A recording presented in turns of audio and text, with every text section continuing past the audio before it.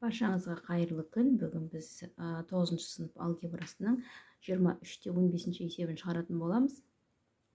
Бізде бөлшектің алымын қарайық.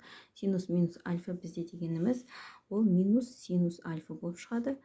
Ал косинус пи минус альфа дегеніміз ол келтіру формуласының кестесіне қарасаңыздар, пи минус альфада косинусымыз минус косинус альфа болып шығады. Және синус 3π бөлінген 2 минус альфа дегеніміз бізде келтіру формуланың кестесінде минус косинус альфаға тең. Жазамыз минус косинус альфаға және 1 плюс синус альфа деп жазып қоямыз. Сонда бізде мына 2 минусымыз плюсті береді. Плюсті береді және мына 2 минусымыз плюсті береді. Біз мұнда дегеніміз ортақ бөлім берейік. 1 плюс синус альфа, ал екінші бөлшегімізге косинус альфа берсек. Сонда бірінші алымында мына екеуі плюс айналып кетті ғой. Бірге синус альфаны көбейтеміз, синус альфа. Қосылған синусқа көбейтсек бізде синус квадрат альфа. Және мына екеуі қосуды берді. Мына косинус квадрат альфа болды. Косинус квадрат альфа болды. Ал бөлімінде косинус альфа жақшаның ішінде 1 плюс синус альфа. Сонда бізде мына екеуінің мәні формулаға сәйкес синус квадрат пен косинус квадраттың қосындысы бізде бірге тең. Екеуі бірге тең. Сонда шығады бізде синус альфа қосылған 1 шығады. Ал бөлімінде косинус альфа жақшаның ішінде 1 плюс синус альфа бар. Яғни бізде мына қосындылардың орнын ауыстырсақ, қосылғыштардың орнын ауыстырсақ, қосындының мәні өзгермейді. Сондықтан да мына алымындағы бөлшек пен бөліміндегі мына екеуі қысқарып кетеді. 1 плюс синус альфалар. Сонда қалады косинус альфадан 1 қалады. Келесі екіншісін қарайық. Бізде косинус 2π минус альфа дегеніміз косинус альфаға тең. Ал синус минус альфамыз ол минус синус альфаға тең. Және де синус 2π минус альфа дегеніміз ол бізде минус синус альфаға тең. Ал бөлімінде 1 плюс косинус минус альфа. Косинус минус альфа ол 1 плюс косинус альфаға тең. Сонда бізде ортақ бөлім берсек, мынаған 1 плюс косинус альфа берсек, мынаған синус альфа берсек. Мына екеуі минус болып кетеді. Алымына жіберейік. Бөлімінде синус альфа, жақшаның ішінде 1 плюс косинус альфа. Және бірінші жақшада бізде косинус альфа бірге көбейтсек, және минусымыз бар ғой, ұмытпайық, минус косинус квадрат альфа. Ал мұнда минус синус квадрат альфа. Енді мына минус косинус альфамызды қалдырамыз да, мына екеуінің минусын жақшаның сыртына шығарайық. Сонда не шығады екен көрейік. Минус косинус альфа, минус шығарамыз да, косинус квадрат альфа плюс синус квадрат альфа болып тұр. Ал бөлімінде синус альфа жақшаның ішінде 1 плюс косинус альфаға тең. Сонда мына жақшамыз бізде 1-ді береді. Формула бойынша косинус пен синустың квадраттарын қосындысы бірге тең. Сонда алымында қалады минус косинус альфа минус 1.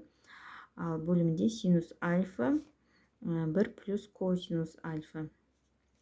Және мына минусты жақшаның сыртына шығарайық. Минус косинус альфа жақшаның ішінде плюске айналады минусымыз.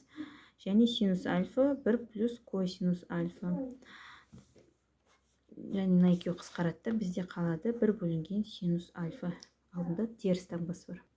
Келесі бізде тангенс квадрат, жақшаның ішінде 270 плюс альфа, көбейтілген синус квадрат 180 плюс альфа, плюс тангенс 315 градус екен. Бізде тангенс 270 плюс альфа дегеніміз ол минус котангенс альфаға тең. Минус котангенс альфаның квадратыға. Себебі тангенс альфа көбейтілген тангенс альфа ғой мынау. Сол тангенс квадрат альфа деп жазылған. Және синус 180 плюс альфаны қарайық. Ода минус синус альфаға тең. Яғни минус синус альфаның квадраты болады. Плюс тангенс 315 градус дегенде біз келтіріп алайық. Қалай кетеміз? Тангенс 270 қосылған 45 градус дейік, сонда бізде 315 градус шығады. 270 плюс альфада тангенсіміз минус котангенс альфаны береді екен. Так, жазамыз. Минус котангенс альфа дегеніміз минус пен минусымыз көбейтілсе плюс болып кетеді. Яғни котангенс квадрат альфа көбейтілген синус квадрат альфа шығады. Себебі минус синус альфамыз тағы да минус пен минусымыз плюс болады да синус квадрат альфа болады. Және азайтылған болады. Себебі тангенс 270 плюс альфада жаңа айтқандай минус котангенс альфаға тең. Минус котангенс 45 градус екен. Котангенс дегеніміз бізде косинустың синусқа қатынасы, яғни косинус квадрат альфаның синус квадрат альфа қатынасы көбейтілген синус квадрат альфа минус котангенс 45-те бізде бірге тең, синустарымыз қысқарып кетеді. Сонда қалады косинус квадрат альфа минус 1. Мұны және де ашсақ болады. Яғни косинус квадрат альфа минус 1 дегеніміз бізде синус квадрат альфа қосылған косинус квадрат альфа. Және жақшаны ашайық, сол кезде мынау плюсымыз минусқа айналып кетеді. Яғни бізде шығады косинус квадрат альфа минус синус квадрат альфа минус косинус квадрат альфа. Сонда косинустарымыз қысқарып кетеді, қалады минус синус квадрат альфа.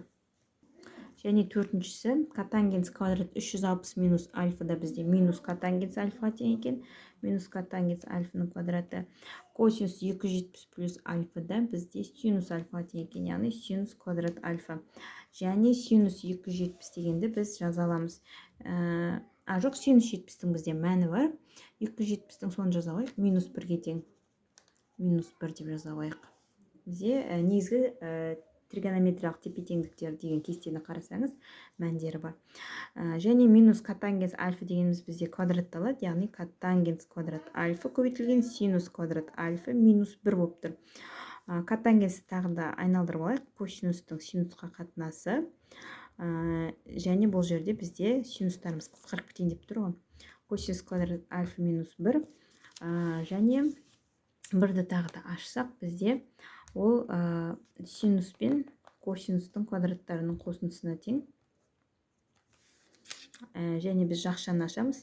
Сонда косинус квадрат альфа минус синус квадрат альфа минус косинус квадрат альфа шығады. Яғни бізде минус синус квадрат альфаға тең.